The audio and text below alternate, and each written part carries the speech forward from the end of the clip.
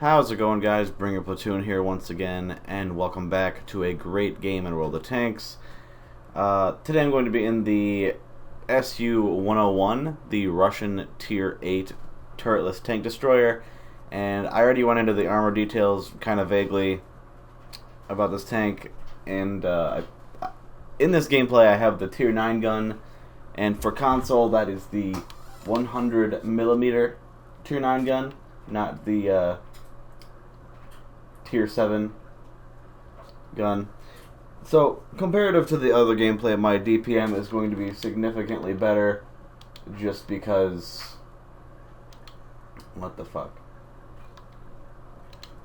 I can't really tell what the stock gun is for the tank right now, but anyway, console stats for the Tier 9 100mm are rate of fire 8.96, practically 9 rounds a minute. Penetration for the base AP rounds, or sorry, for the standard AP rounds is 219, and then 330 millimeters of penetration for your heat rounds, and then for the high explosive it's 50. So yay for that.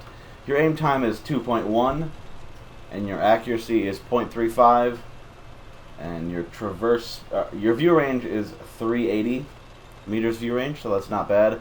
As you can see, I have the consumables on as well as Binox and Camonet. I switched that out for... I would definitely switch out the... If you don't have firefighting and preventative maintenance on your crew, don't use the consumables, as you really do not need them.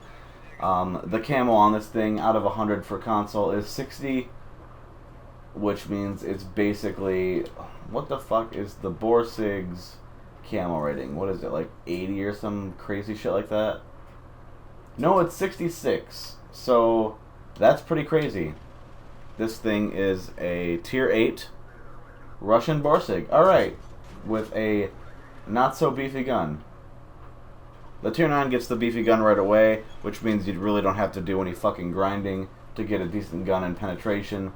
And I'm on the Tier 9 right now, and it's got, for the base package, you get 2.5 aim time. Not great, not terrible, but you also get a 122mm Tier 9 gun stock, 246 pen for the AP, and then 311 for the premium APCR. Not bad for a stock gun. Accuracy is 0.37. I don't know if I said that already, but when you get the final gun, your accuracy goes back down to 0.35, and your aim time still remains the same at 2.5, but you gain a little bit more penetration for your 122mm gun, as well as a little bit of accuracy, which I just mentioned, which is the top gun, 258mm pen, and 340 pen for your heat rounds. So that's something to look forward to. And then I won't even talk about the Object 263 because I'm nowhere near that yet. But yeah, really hoping to get this SU-122-54, the Tier 9 done before spring. What is it? The Alpha Spring Games times 2 XP bonus runs out, which is like in 2 days. So I still have yet to get the premium package. I'm on like 31,000 experience right now, and I need 64,000, so like 33,000 more experience. But with times 5 bonuses, as well as that times 2 XP bonus, it shouldn't be too hard to play like 4 hours of World of Tanks and get definitely more than I need. But as far as getting the Object 263, I don't think that's going to happen. I might have to wait until I complete the next series of Alpha Spring Games. Or Bravo Spring Games, rather.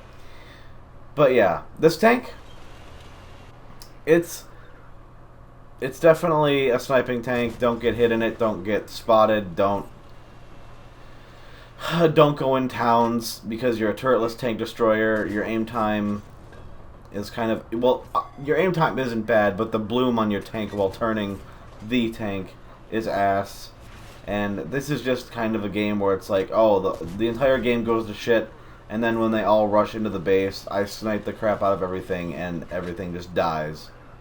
So, that's pretty cool. I get hit by the S-51, or sorry, our arty gets hit by the S-51, and I just get a little bit of splash damage on myself. I'm still detected, and I know they have another arty, so I'm trying to stay mobile. But, yeah.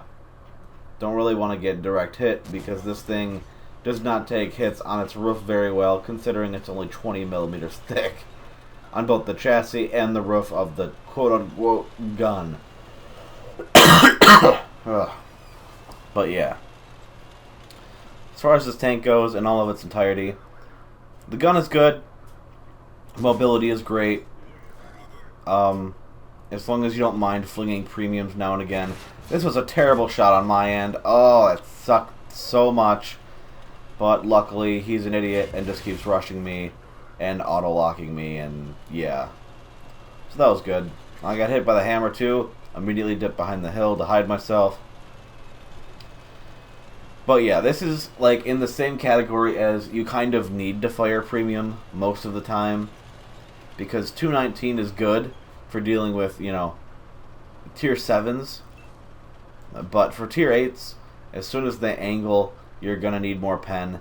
And sometimes even then heat won't help you because it can't really go through tracks that reliably, and sometimes it gets absorbed. And yeah, I'd much rather have APCR. Does the 263 get APCR? Let's find out together, shall we? Oh my god, it does. Fuck yeah! Can't wait for the 263. A lot of people would probably go for the Object 268 version 4, but I really don't give a shit about it, just because it's one of those tanks. One, the accuracy is .42. It's got a 152 derp gun. How much does it do per damage? Okay, so like 6 something. 600 and something. That's cool. And it gets heat. Fuck heat. Blow me heat. I don't like heat. But I saved the game in this gameplay.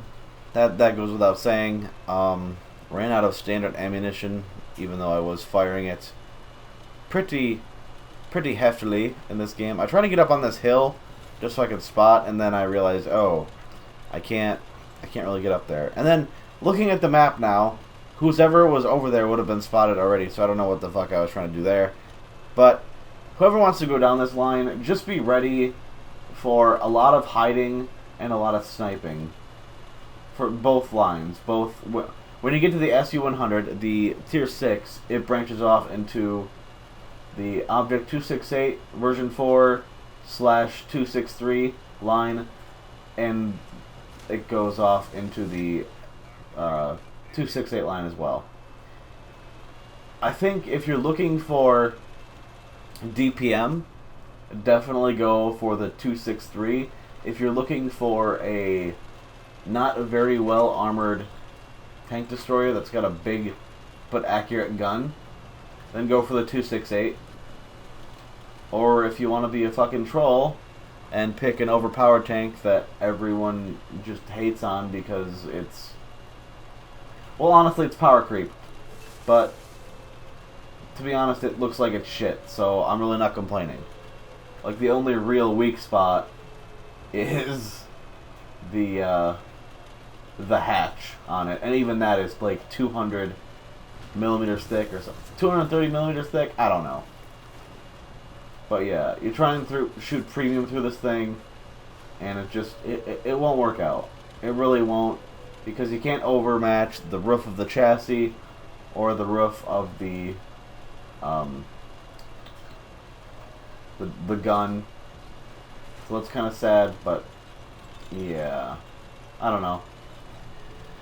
When they brought it out on PC, it had like a super high win rate, and I watched a few of Quickie Baby's videos, and it was just... It was overpowered as fuck, and it took them forever to fix it. It just... And it's slow on console. I think it's slow on both platforms now, but I just... 263's fast as fuck. It's got a hell of a lot of armor, as long as they're not face-hugging you and overmatching the roof on your chassis. And the only bad thing about the 263 is shared with the rest of the Russian tank destroyers, and that's that it doesn't take to arty very well. But hope you guys enjoyed the gameplay. Thank you for watching, and I'll catch you next time.